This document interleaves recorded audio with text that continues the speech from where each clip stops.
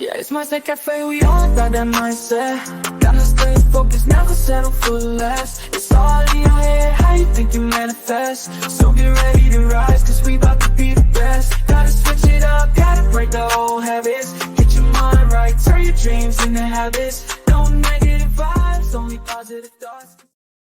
What's up, guys? Welcome to another episode of the Mindset Cafe podcast. It's your boy, Devin, and we got a special guest today. We got Chance Richardson with us. I met him through one of our online networking groups, and he is the owner of Revolution One Media.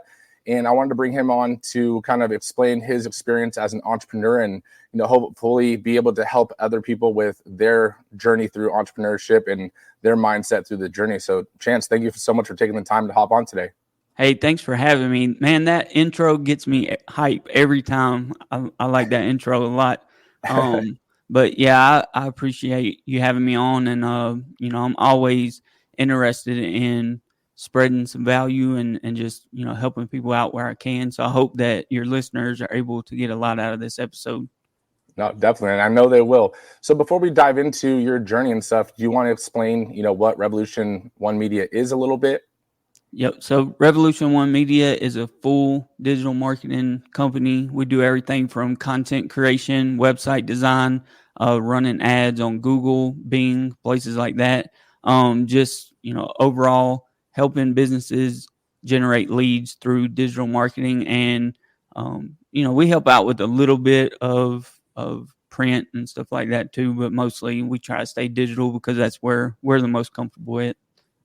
Oh, that's awesome. I feel like that's one of the hardest things as an entrepreneur is, the marketing and, the media aspect of it. So that's awesome.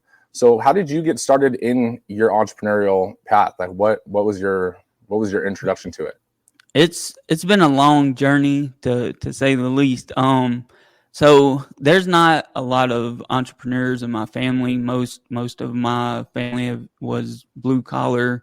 Just, most of them actually work for the government around here. So that was kind of like the path that I was pushed toward. But I did have an uncle who started his business. And I just noticed that, with my cousins and them, like their life was just a little bit better than other people's. Like they had all the cool toys and stuff. And I was raised by a single mother. So, I saw my uncle build his business from something that was small into, now he's 30 plus years, well, 40, almost 40 years in business now. And, just growing it from the ground up and just watching that kind of pushed me. I always knew I wanted to be an entrepreneur and be a business owner and just be able to help the community and do a lot of the things that he done for the community and for his family. And I started out just basically working a 9-to-5 because I had children young, graduated high school, got married, I had a son all in the same year. So I kind of put those goals on hold for a little bit and, eventually just found my way into doing music, started doing some stuff for artists that I was working with, and eventually just, fell in love with the marketing side of everything more than I did the music side, and just kind of grew from there. Just started helping businesses out, and then eventually quit my full-time job and started doing this full-time. That's awesome. Sometimes the introduction into what we do, like you said, you started with like music and that nature, but then you found your niche of what you actually like to do and your purpose when you were doing something else, right? You're like, oh man, I like this one aspect, and now you have a business around it. When you were doing the music side, like what were you doing with artists and stuff? Audio engineering, and I built my first website back in 2006 on a platform called tripod.com. It was, it wasn't too difficult, but I had to learn some coding, which back in those days, with MySpace and everything, you had to do a little bit of coding on there. So I was familiar with some HTML and different aspects of building websites, and actually put a digital distribution platform for music on that website and started doing just like an online radio show. I've always tried to stay ahead of the curve. Like now, getting into all the AI stuff and just always wanting to be ahead and look into the future. But that's kind of what I was doing with that, is just doing audio engineering and helping artists promote themselves. No, that's awesome. I mean, man, you rewound it back to the MySpace. Yeah. Yep. That I remember back, like, with MySpace, like having everyone had like one song on their profile, and you find those websites that give you the codes so you can put like 10 songs, and that no one can turn it off and stuff. Yeah. And then you had to have your top 8. You definitely had to have your top 8 on there. Yeah. Or that honestly, like, that was where it got a little fun as a kid too. That was cool. But no, I mean, that's awesome, right? You learned a skill and you developed a skill, and then you found one aspect of what you were doing and using it. And now you got, a podcast, or you have 2 podcasts, right? And you have a whole media company around your one interest or your one introduction into this.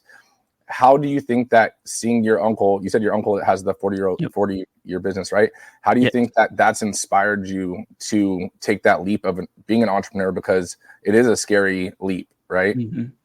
Yeah. And, I watched, I was younger whenever he started his business. And so I don't remember a lot of the struggle years that he had, but I know over time he's had challenges I've seen him have challenges with, keeping the right people around. And luckily, a lot of the people in the family work for him, so he doesn't have to worry about that as much. But, there's still challenges that come with that, having your kids work for you and people that you've known your whole life. So just seeing him struggle with some of those challenges and working through them, and also, building the business from the ground up, there's challenges with cash flow and all that. So just watching him go through some of the same challenges that I've faced growing my business, only being technically 4 years in full time. So, it's and then I always have him that I can go to him and ask him questions. And then of course we have the RBO inner circle that we can talk to as well. So I feel like, just seeing him go through those struggles and challenges helped me be able to get through a lot of them myself, and know that, the pain is temporary. It's not something that's permanent forever. And if you can just get to the other side of the pain, similar to working out, if you can just get to the other side of the pain, your results are there waiting for you. So that's how you just have to get to that other side. Exactly. I mean, you just got, as an entrepreneur, even in life, you just got to think like, this too shall pass, right? You're going through it. It's painful right now. Well, this too shall pass. You're feeling great. Everything's successful. It feels like, you can't be touched. Well, guess what? This too shall pass, right? That's life, I mean, that's awesome, right? You had someone even before, like, the inner circle, and I'm sure you had, been a part of other things as well, but having that family connection. I mean, I have an aunt that is similar, she has a business and, she's ultra successful and stuff, and having that resource that is family is a little bit different, and it is definitely a privilege, right? So what is your take on, working or having family work for you, right? Do you have anyone that's in your family working for you, and or would you? Not currently, but my son, he is 19 years old, and he kind of followed after the rest of my family. Like I think he kind of likes the 9-to-5 lifestyle right now, just because he's younger, and it's but I told him, like, now's the time to go for it, whenever you don't have as much responsibilities. So I would like eventually for him to join in and start, doing some stuff with us. And my daughter, she's going to be graduating in a couple of years, so I've already started kind of grooming for her to do some stuff in the business, and being able to possibly do social media, or just find what she likes in the business. And of course, if it's something that they're not into, then I'm not going to force them to do it, but it would be nice to have them helping out. Currently, there's no one in my family that's working for me, but I'm always open to having family and friends. It's there's a lot of challenges that come with that. And there can be, you just have to set clear boundaries with the family members or friends that you're working with, and make sure that they know, business is business and family is family. But I think it will add a even crazier dynamic, because it's going to make you want to succeed even more, because these people that you're close to depend on you and depend on your business. So I think it's going to make you want to succeed even more, having, your kids or family members working for you. No, definitely. I mean, in my opinion, I've seen like friends have other friends work for them and stuff. And I've seen parents hire their kids, and it can either go really well, Mm-hmm. or it can go the other end of the spectrum, right? There's not really like a middle ground. Mm-hmm. And it's one of those things where, as an entrepreneur, especially as a business owner, like, you want to succeed for your family, whether they work for you or not. And so if they're working for you, now you realize, just like hiring any employee, basically their life also depends on you and your growth and all that kind of stuff. So that stress is already there. I feel like the one struggle is, like, you got to set those clear boundaries, like you said, because if you don't, and all of a sudden they start to take advantage of the fact that you are family, that's where it can get a little muddy in the water, right? But as long as you can set those boundaries, I mean, I feel like it could be successful. Yeah, and that's hard to do, because I've worked with friends before. I was a manager over a few of my friends, the past company that I worked at, and actually, got them on to the company and stuff. And it was like, I had to separate that and not treat them any differently than I treat other employees. And I think, if you have your family working for you, sometimes that can be even more challenging, because you're going to want them to do well, and you're going to want good things for them. So you just have to separate, which is easier said than done, for sure. No, it definitely is. I mean, one of my business partners is, one of my best friends, and a lot of people were trying to give us like the talk of, like, you don't need partners, like, it's, especially a friend, it's not going to work out. And honestly, we make like the perfect, couple, right? Because he's the passive one and I'm not, and we're yin and yang, so it ended up working out. But we have been able to separate, when it's business talk, it's business talk. Like, there's no hard feelings, like, it is what it is. Let's get it done. And then we can literally go from one conversation, like, okay, is that it? Yep, cool. Transition, basically, normal, take your mask off, and now we're just us, right? So I think that's huge. What have been your expectations before becoming an entrepreneur to what the reality is of an entrepreneur? Have they been the same? Have they been different? Oh, it's totally different. Like I said, with my uncle, I saw a lot of things, but I didn't see a lot of the downside of it, because he was successful by the time I started noticing.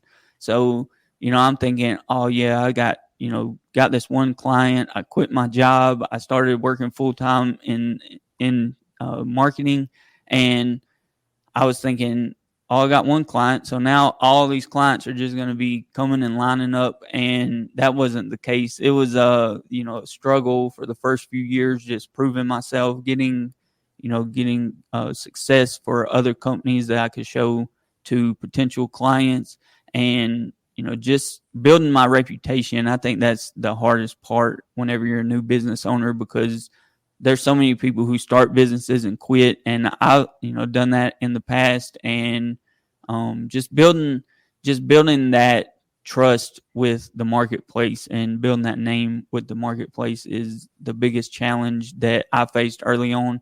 And then cash flow, whenever you're doing it full time and you're dependent on that income coming in.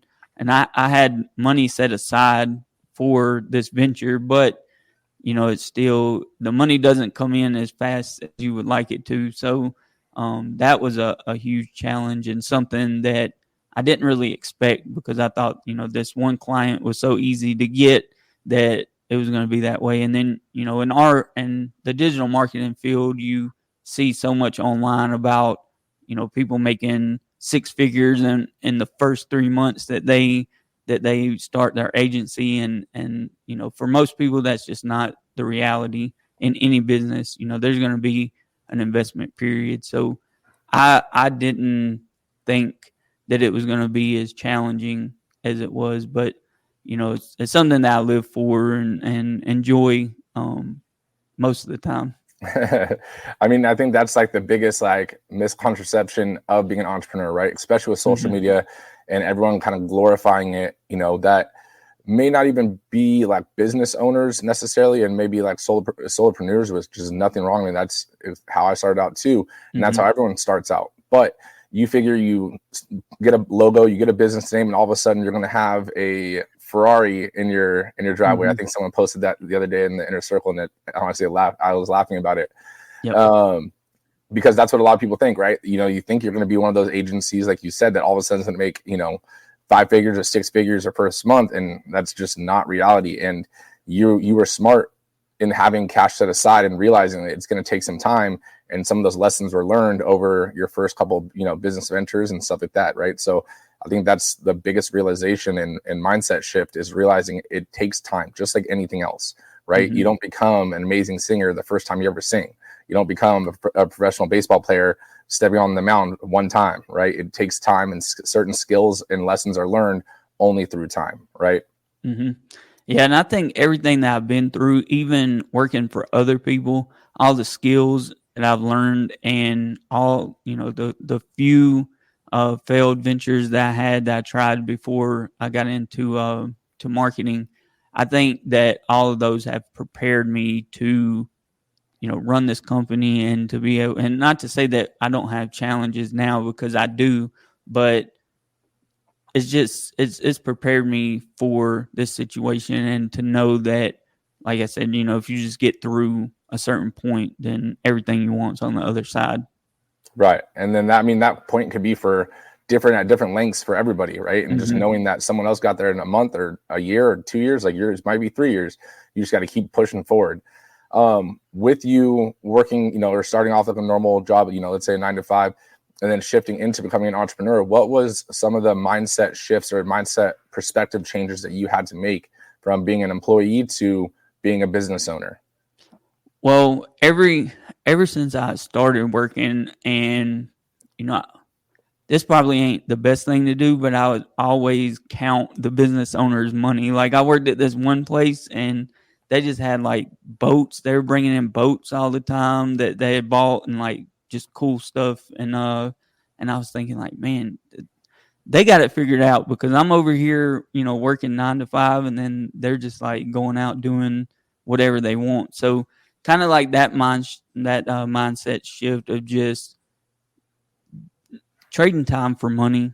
And I got in when I first started my business. I was still had that hourly employee type mindset, and I don't want to say that there's anything wrong with working a full-time job or working for someone else, because I believe everyone can be an entrepreneur, but I believe it is a process to becoming a successful business owner. But for me, I just had to get out of that mindset of being an hourly employee or trading my time for money, and instead of, now it's like trading results for money is what we do. And that's kind of the biggest mindset that I had to change, and just not expecting things to be easy, because when I first started, I thought it would be easy. So just Tim Grover says everything gets easier whenever you stop expecting it to be easy. So that's kind of the mindset that I have now. I just expect everything to be a challenge, and then usually it's easier than what I think it's going to be. No, definitely. Expectations are the thief of joy, right? Yep. Just like comparison, right? So if you're expecting something and it doesn't happen, like, you're setting yourself up for, hurt, right? So it's like, if you don't expect it and you just keep working and you treat every situation like its own situation, you won't have that loss if it doesn't work out. So with that being said, I want to rewind to something that you mentioned earlier, with everything that you do at Revolution One Media, you mentioned the fact that you're getting more into like the AI space, or you're looking into the AI space. What do you mean by that? Like, how is that impacting, companies in your opinion? So we're looking into just integrating AI into businesses, and even like AR, like just augmented reality. For example, like you go to a coffee shop and you can scan the cup, and then cool stuff will just happen with the cup. Just an experience that the customer of the business can have. And I know like the AR stuff was being pushed for a while, and it's kind of dialed back a little bit. And even with AI, I think you know AI is kind of a funny thing, because I don't want to get to the point to where coming into businesses and just replacing humans.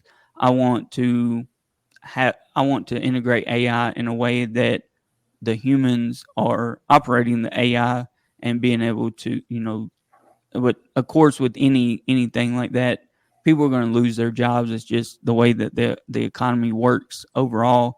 But as far as us, we want to try to minimize that as much as possible, but also just make people use AI to make businesses run more efficiently, through just different formats with the AI, automation, and then, but seeing what some of these robots can do with AI. Like my old job, I used to work in a warehouse selling medical supplies.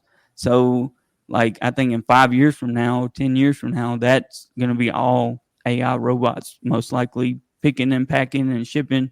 I mean, you kind of see it now with Amazon and other bigger companies, but I think it's going to end up being smaller companies as well are going to integrate AI. So, yep. I mean, I think you're 100% right, and I think AI can be an amazing tool, right? And it should, in my opinion, at least it should be viewed as a tool. Mm-hmm. Yes, there's going to be things that get replaced by AI, like jobs and stuff. But at the same time, let's say for like your company, right? If everybody's using AI generated ads, everyone's ads are going to look the same, right? Yep. You got to have that personal touch, a person's touch to the AI tool to, kind of fine tune it and make it unique. Otherwise, everything starts to blend together, and then, it's efficient, but it doesn't stick out, right? It doesn't pop. Yep. That's go ahead. No, go for it. What were you gonna say? Just like the AI generated websites, they right now they can create a good template, but they can't create a awesome website like a person can do yet. I think in the future that may be a possibility, but I mean, yeah, you're correct. Like I think there's always going to be a need for the human touch within AI. Right. And even like, going into like the website thing you're saying, like I've seen the AI templates and stuff that are created, and yeah, they look clean and stuff. But again, you go onto someone's website, you can pretty much quickly tell if it's an AI generated one because it looks like 10 other ones. Mm-hmm. Right. But then thinking about AI in the sense of using it to generate codes, like we were talking about MySpace, if you have that person's touch on knowing how to use the AI to create the code, because like coding itself is hard, right? Like we both know that. But if you can use the AI and give it the right verbiage and stuff so that it generates the code that you want, I mean, I think that's huge, right? Because now you can use a template and make it your own. But I think my only worry with AI, especially did you see the picture, or there was like a video of, there was some AI robots at a baseball game, I believe, and they were like just sitting in the stands.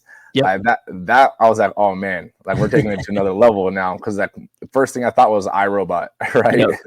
Yep. Yeah, and eventually I think that could be something that we have to look into, because like any tool, just like the internet, whenever the internet was created, people use it for good, people use it for bad. So it's like you were saying, it should be a tool. It's a tool, but the thing is that some people will get it and they'll do bad with it, and then some people will get it and they'll do great things with it. So there's kind of a yin and yang there, and hopefully there'll be enough good that it will counteract the bad and be able to protect us against any bad AI or anyone that's using it for bad reasons. No, I completely agree. Just like the internet, you said, like there's the dark web, then there's the web, right? It goes both ways. But again, like using it, I think if you're a business owner and you're not using AI, or at least open to the idea of implementing AI, then you're going to be left behind, because you're still it's like, not wanting to type it on Word documents and you're going to handwrite a letter, right? That's the kind of a comparison that we're going to be going with. You're just going to be left in the dust because people can start outworking you at a pace that you can't keep up with, right? So with you becoming an entrepreneur, and having that mindset shift, because like you said, you have to leave an hourly mindset to basically a task or a project mindset, and having to, shift your reality and your perspective on that. With that being said, what have you learned with like stresses that come in with cash flow? Like, what do you do if, let's say you have a good month and a bad month? What do you tend to do on, bad months? What do you tend to do on good months, if that makes sense? Yep. So when I first started my business, I had a plan that every dollar that came in, I was going to take 33%. That would be my pay. 33% would go back into the business. 33% roughly would go into savings. So that way there would be a net, if anything ever happened, and for the good months and the bad months. And this is like after taxes and all that, everything that is net for the company. That's what I try to do. It doesn't always work like that, but ideally, whenever things are going like that, it runs a lot smoother. And I've been blessed not to have very many bad months. So that's a good thing. But there's things that we want to do, and there's been times where cash flow has hindered that. So in the past, usually I just, try to get more sales most of the time, and just set a goal to be able to reach. But I think, if you can set some aside, and there's been times where I didn't pay myself, and I think being financially responsible on a personal level and not getting caught up in the things that you see on Instagram, the nice cars. Like I drive paid for older cars. I don't, I try not to live above my means. If we go on vacation or something like that, I mean, right now I'm just trying to keep everything dialed in and keep everything dialed back and live within my means so that I can invest in my business and have that, in 3 or 4 or 5 years from now, just continue to feed the lifestyle and just reinvest back into myself and into my company, and not get, the name brand clothes and the nicest vehicle that I can afford, and just kind of living below your means. And I think that's where a lot of entrepreneurs get in trouble, because a lot of us are from, lower class or lower income backgrounds. And whenever we get some money, it's like, you want to go out and you want to spend it and you want to make things happen with it. And you don't, but like, I just try to think 3 or 4 years ahead and invest for the future to try to, just live below my means. No, and I think that's huge. And that's probably one of the biggest like perspective changes that you can have as an entrepreneur, because you have to think most of like the top level elite like entrepreneurs, like they're not the ones driving, the craziest cars all the time. And yeah, they may have a bunch of cars, but that's because that's what they like, right? But they're not the ones in crazy flashed out suits with a bunch of chains around their neck and all that kind of stuff.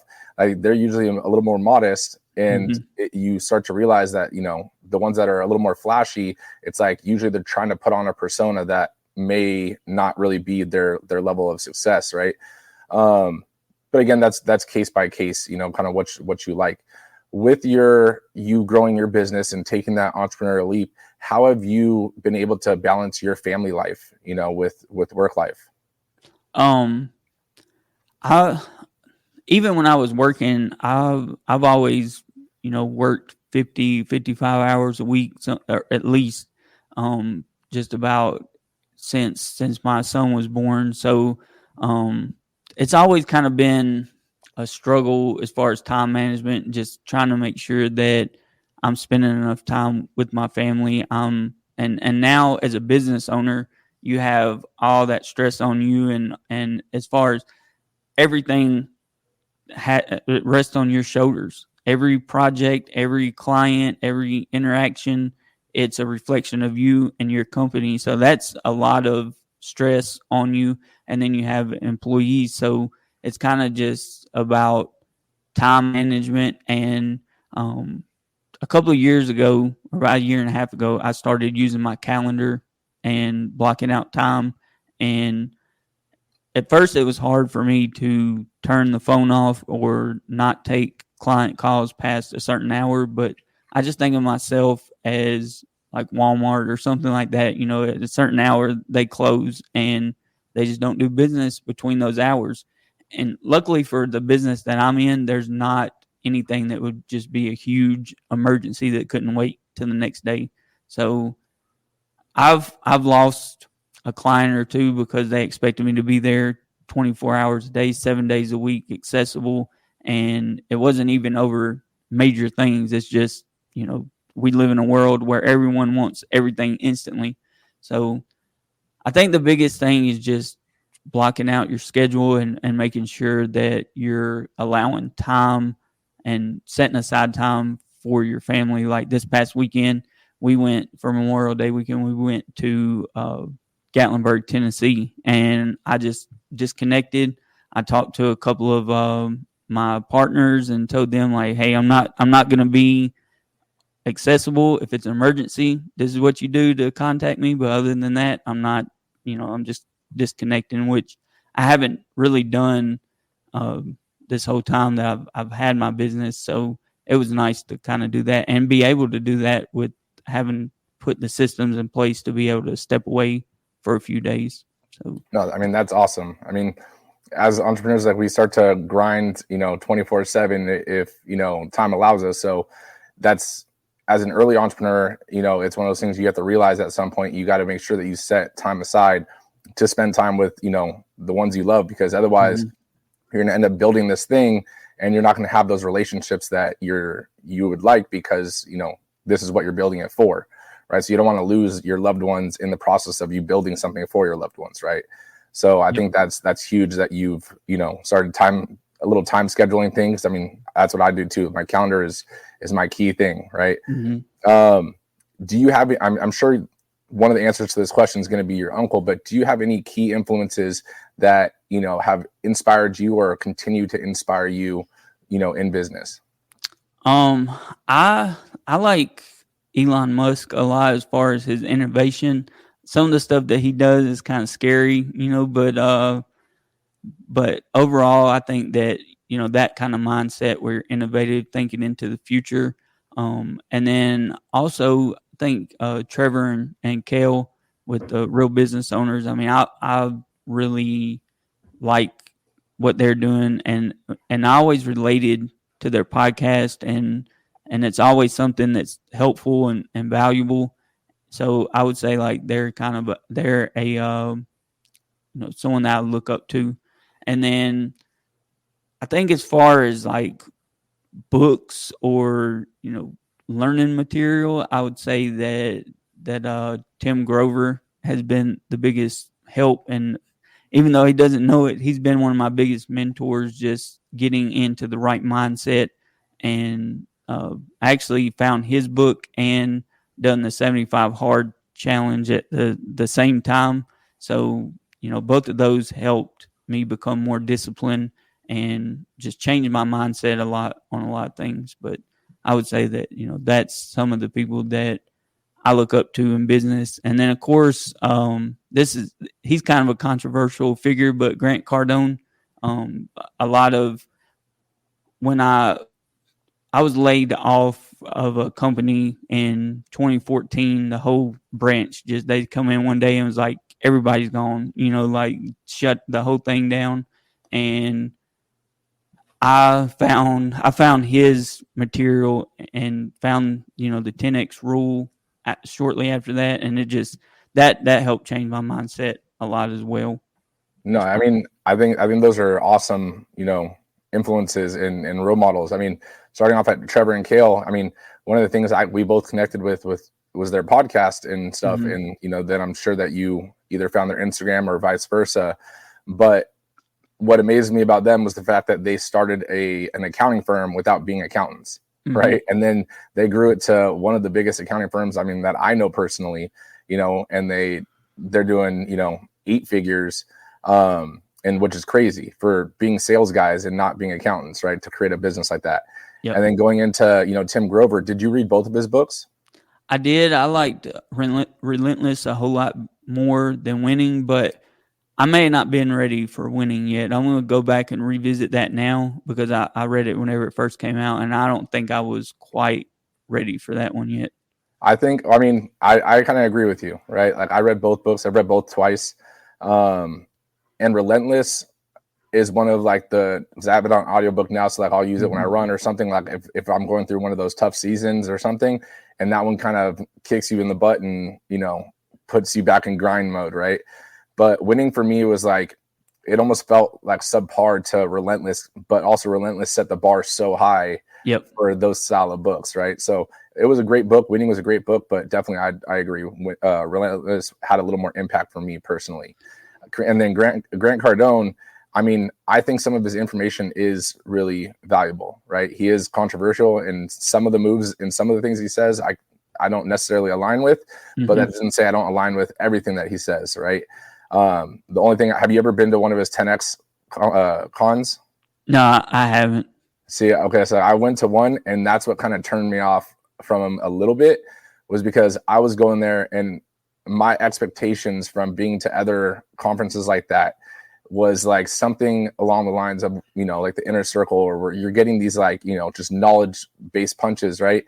And it was literally just a sales fest. Every person that got on stage was selling their product and only selling their product. And I was just like, man, like this is gonna be a long 3 days, like of just listening to sales pitches for 3 days. It's more of a show now than it is, you know, actual, I guess, like actual conference that you would think where you're going to get some knowledge. It seems like it's more of like a sporting, like similar to a sporting event or something like that, more than it is actual going and learning things. And you would think that it should be the opposite. You know, it should be the amount of people that he's brought on and stuff. You would think that it would be totally different, but that I like his relentless marketing, and just, you know, he's always in your face everywhere you go. It's like he talked about in the book, being omnipresent. And I like those concepts, the 10X rule, you know, setting your goals 10X higher than you think, putting in 10X more than the work that you think that you should to reach those goals.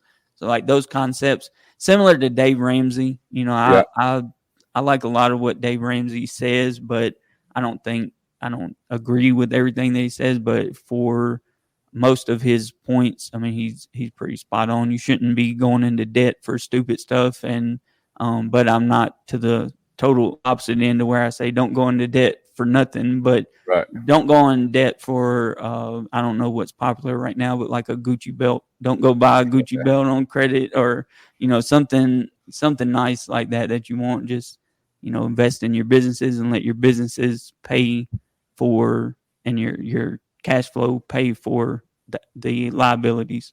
No, definitely. I mean, I think the one key thing that we can both agree on is investing in yourself, right? You invest in your business, you invest in all these things. And if you are spending money on Gucci belts and all that kind of stuff, like, and you're not spending money on yourself, meaning like your actual, you know, mindset, your actual, you know, skill set, things to make you better and earn more money, you know, and just be a better human overall, then it's one of those things where your debt is going into the wrong places, right? Your debt should be an investment, and you should invest, in my opinion at least, and I think you would agree, into yourself, so that, you know, you can invest into whatever you want.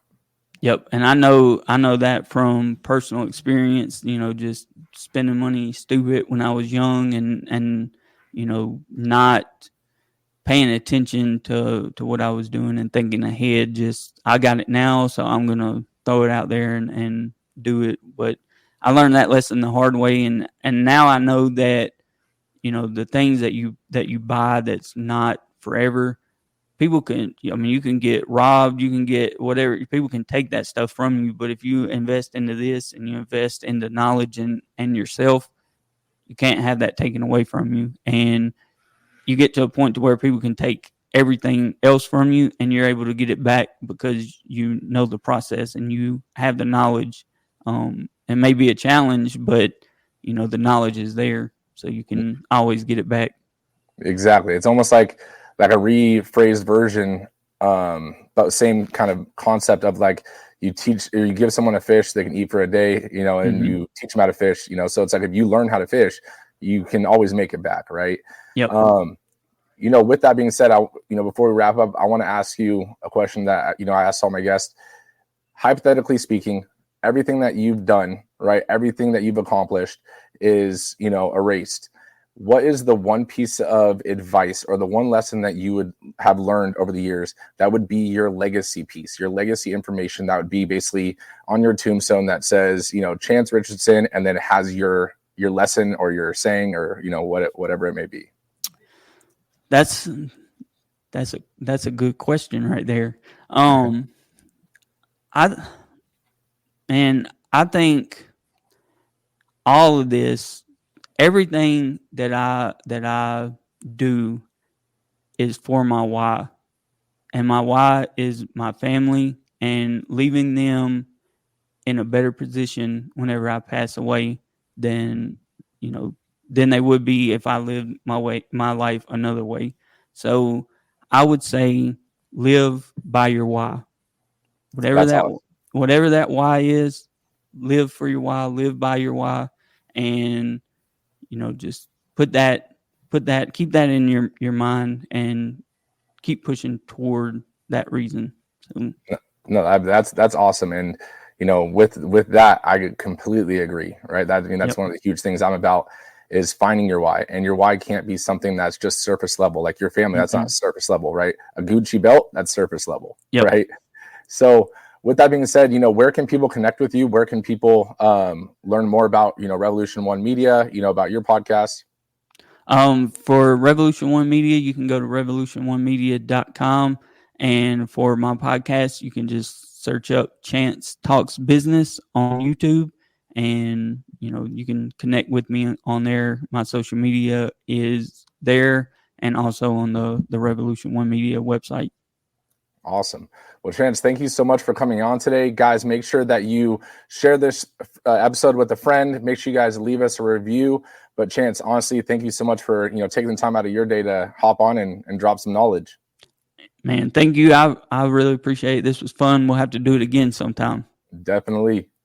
No negative vibes, only positive thoughts. This in the game of life, mindset, call the shots. Got my mind on the prize, I can't be distracted. I stay on my grind, no time to be slacking. I hustle hard.